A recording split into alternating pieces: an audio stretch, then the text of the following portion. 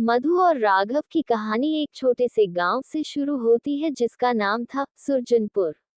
ये गांव अपनी सुंदरता और शांत वातावरण के लिए मशहूर था। यहाँ के लोग आपस में एक दूसरे के सुख दुख में सहभागी होते थे और यही बंधन उन्हें एक दूसरे से जोड़ता था। मधु और राघव का बचपन इसी गांव में बीता था। बचपन से ही दोनों के बीच गहरी दोस्ती थी। मधु एक चुलबुली और हंसमुख लड़की थी, जबकि राघव गंभीर और शांत स्वभाव का था। दोनों का स्वभाव एक दूसरे से बिल्कुल विपरीत था, पर यही विरोधाभास उनके रिश्ते को और मजबूत बनाता था। उनकी दोस्ती धीरे धीरे गहरे रिश्ते में बदल गई, जिसे शायद दोनों ने महसूस भी नहीं किया था। गांव के लोग भी उनकी इस दोस्ती को प्यार का नाम देने लगे थे, लेकिन मधु और राघव इस बात से अनजान थे। उनके लिए ये रिश्ता दोस्ती से बढ़कर कुछ नहीं था। समय बीतता गया और दोनों बड़े हो गए। अब राघव ने शहर जाकर पढ़ाई करने का निर्णय लिया। मधु ने उसे पूरी तरह से समर्थन दिया, लेकिन उसके दिल के कोने में एक अजीब सा खालीपन महसूस होने लगा। वह जानती थी कि राघव के बिना उसका जीवन अधूरा होगा, लेकिन उसने अपने दिल की बात कभी जाहिर नहीं की। राघव भी शायद यही महसूस कर रहा था, लेकिन उसने भी अपने जज्बातों को दबा दिया। राघव ने शहर जाकर इंजीनियरिंग की पढ़ाई शुरू की। शहर की चकाचौंध ने उसे थोड़े समय के लिए अपनी ओर आकर्षित किया, लेकिन उसके दिल का एक हिस्सा हमेशा मधु के पास ही था। वह अक्सर उसके बारे में सोचता, उसकी हंसी, उसकी बातें और उसका बेफिक्र अंदाज। लेकिन उसने कभी अपने दिल की बात मधु से नहीं कही। शहर में राघव की मुलाकात एक लड़की से हुई जिसका नाम था श्रेया। श्रेया बहुत ही आत्मनिर्भर और आधुनिक विचारों वाली लड़की थी। धीरे धीरे राघव और श्रेया के बीच दोस्ती हो गई।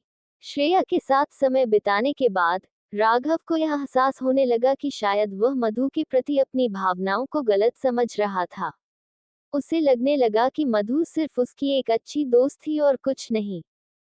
इधर गांव में मधु का दिल राघव की यादों में खोया रहता था। उसने कभी किसी और के बारे में सोचा ही नहीं था। उसके माता पिता ने उसकी शादी के लिए कई रिश्ते देखे, लेकिन मधु ने सबको मना कर दिया। वह बस राघव के लौटने का इंतजार कर रही थी। लेकिन जब भी वह राघव से फोन पर बात करती, वह अपनी भावनाओं को छिपाने की कोशिश करती। एक दिन अचानक राघव ने गांव वापस आने का निर्णय लिया। उसने श्रेया से अपने दिल की बात कह दी और दोनों ने शादी करने का फैसला किया। राघव ने ये खबर अपने माता पिता को दी और वे भी इस फैसले से खुश थे।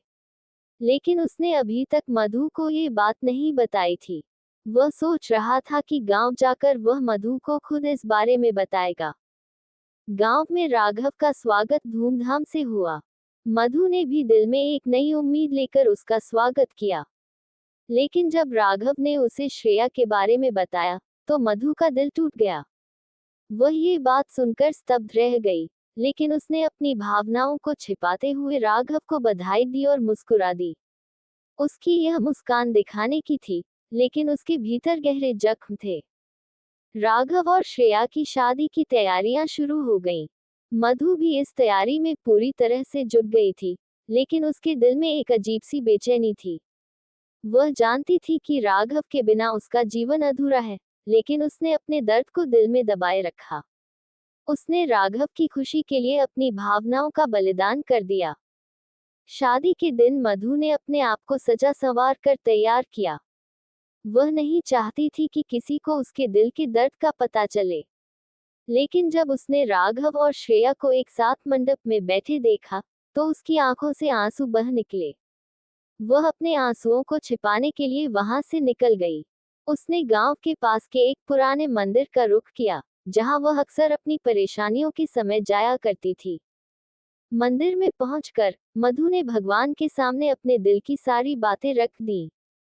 उसने राघव के लिए अपने प्यार का इजहार भगवान के सामने किया और अपने जीवन में इस दर्द को सहने की शक्ति मांगी।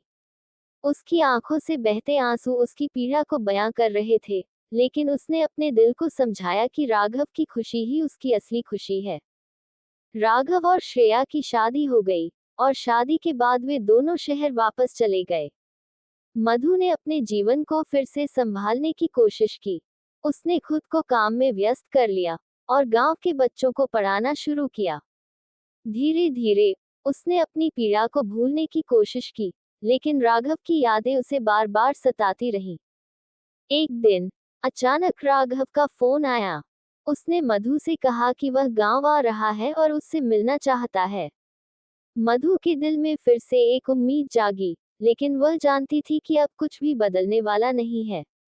राघव गांव आया और मधु से मिला। उसने मधु को बताया कि श्रेया और उसके बीच कुछ अनबन हो गई है और वह उससे अलग हो गई है। ये सुनकर मधु को गहरा धक्का लगा, लेकिन उसने राघव को सहारा देने की कोशिश की। राघव ने मधु से कहा, मुझे आज समझ में आया कि मैंने जिंदगी में कितनी बड़ी गलती की। मैं तुम्हारे प्यार को कभी समझ ही नहीं पाया। आज मुझे एहसास हुआ कि तुम ही मेरी सच्ची साथी हो। क्या तुम मुझे माफ कर सकती हो? मधु की आंखों में आंसू आ गए। उसने कहा, राघव, मैं हमेशा तुम्हें प्यार करती रही हूँ, लेकिन अब बहुत देर हो चुकी है। तुमने अपनी राह चुन ली थी और अब मैं तुम्हारे साथ नहीं चल सकती। प्यार सिर्फ पाने का नाम नहीं है, बल्कि किसी की खुशी में अपनी खुशी ढूंढने का नाम है। मैं तुम्हारे लिए खुश हूँ और अब तुम अपनी जिंदगी में आगे बढ़ो। राघव को अपनी गलती का एहसास हुआ, लेकिन अब कुछ भी बदलना संभव नहीं था। उसने मधु से वादा किया कि वह हमेशा उसका दोस्त रहेगा और उसने अपने जीवन को नए सिरे से शुरू करने का निर्णय लिया। कहानी का यह अंत हमें सिखाता है कि प्यार केवल किसी को पाने का नाम नहीं है, बल्कि किसी की खुशी में अपनी खुशी ढूंढने का नाम है। कभी कभी हमें अपनी भावनाओं को दूसरों की खुशी के लिए त्यागना पड़ता है। प्यार का असली अर्थ वही समझ सकता है जो अपने दिल को किसी की खुशी के लिए कुर्बान कर देता है। इस कहानी के माध्यम से यह संदेश मिलता है कि सच्चा प्यार केवल अपने प्रियजन को खुश देखना चाहता है, भले ही वह खुशी किसी और के साथ हो।